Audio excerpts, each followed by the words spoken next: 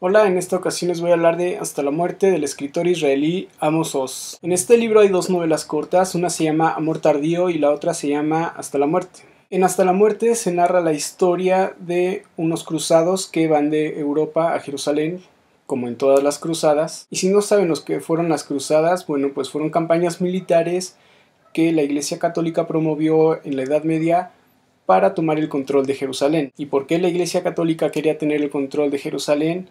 Bueno, pues porque es Tierra Santa, pero el problema es que también es Tierra Santa para los judíos y para los islamistas. Así que todos quieren estar en Jerusalén y bueno, por eso es un conflicto. Esta historia se desarrolla en la Edad Media, en la época de las cruzadas. El personaje que guía a la cruzada que nos ocupa en esta historia se llama Guillaume de Turón, un noble que creo que es francés. Durante un año antes de esta cruzada, en su hacienda hubo cosas pues muy feas, ¿no? Que la gente se rebelaba, empezaban a quemar las cosechas, se muere su esposa, etc. Y bueno, el señor Guillaume de Touron decide emprender un viaje hacia Jerusalén para purificar su alma. El viaje comienza muy bien, van de pueblo en pueblo y bueno, comienzan a cometer actos que no son muy cristianos, diría yo. En cada pueblo hay judíos, así que pues matan judíos, roban comida, vino, secuestran a las mujeres y todo eso les da un sentimiento de poder y los llena de entusiasmo.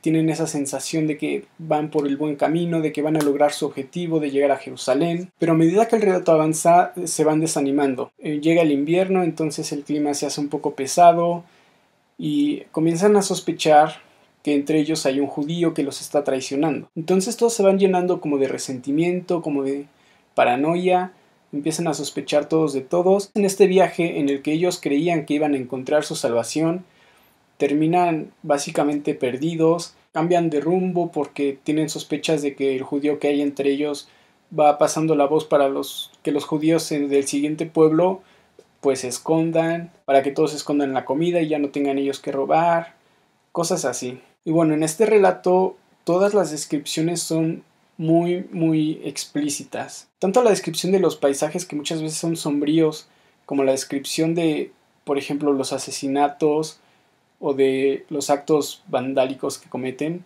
a veces provocan escalofríos. Y bueno, es un relato interesante porque eso pasaba en la realidad. En la Edad Media los judíos eran asesinados, los musulmanes eran asesinados por los cristianos que intentaban llegar a Jerusalén. Y como ustedes seguramente sabrán, Jerusalén sigue siendo una ciudad con conflictos por este tipo de cosas. Así que es bueno que le den un ojo a esta historia porque puede ayudarnos a entender un poco mejor qué es lo que pasa actualmente en el conflicto que hay ahí en Jerusalén. Y también la otra historia que se llama Amor tardío, que es la historia de un profesor que se dedica a dar conferencias acerca de cómo los rusos son una amenaza para el pueblo judío.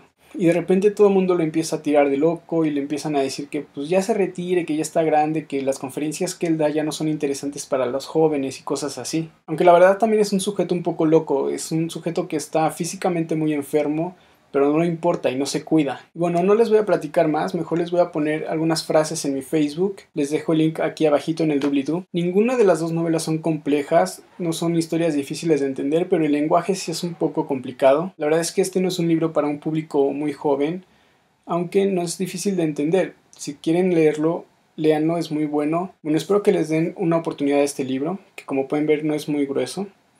Y además son dos novelas, o sea que son dos historias realmente cortas. Y como les digo, no es difícil de entender si tienen un buen diccionario al lado. Y bueno, eso es todo por mi parte. Espero que estén muy bien. Hasta luego.